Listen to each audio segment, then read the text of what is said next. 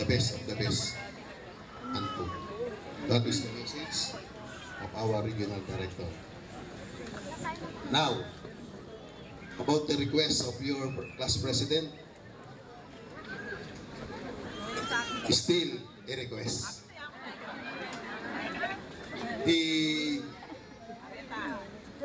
Your immediate supervisor, when you report to PRO 3, will the one who will give you the break.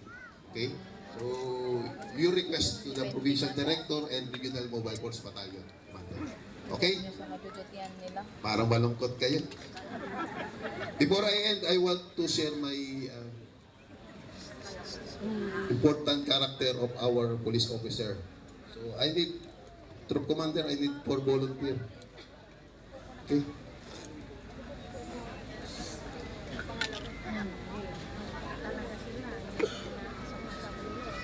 Okay, dito.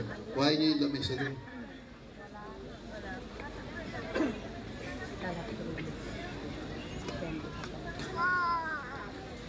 Yan. 4 kayo, di ba? 4 yung pinatawag ko. Sige, maghiwalay niyo. Buhatin niyo nga yung lamesa. Yan, buhatin niyo sa mesa ngayon. Okay. So, nakikita niyo yung lamesa, di ba? Ihambing natin yung karakter ng Pilipino ang bayanihan. So, yung ating lamesa ang tumatayong parang kubo. Pero hindi nyo ba alam na may 3 katangian yun nung bumubuhat? Para yan sa PNP, may 3 katangian. Yung una, yung nagsisikap, committed siya sa pagiging pulis, talagang binubuhat niya paangat yung organization. Siya yung nagtatrabaho ng lagpas sa oras. Siya yung gumagawa ng tama. Yung pangalawa, yung kala mo bumubuhat, pero naka-ano lang, nag-assimilate lang. Yun yung mga pulis na walang ginawa kundi mag-Facebook, mag-ML, naghahantay lang ng alas 5 para umuwi na. Yun ang nasa isip.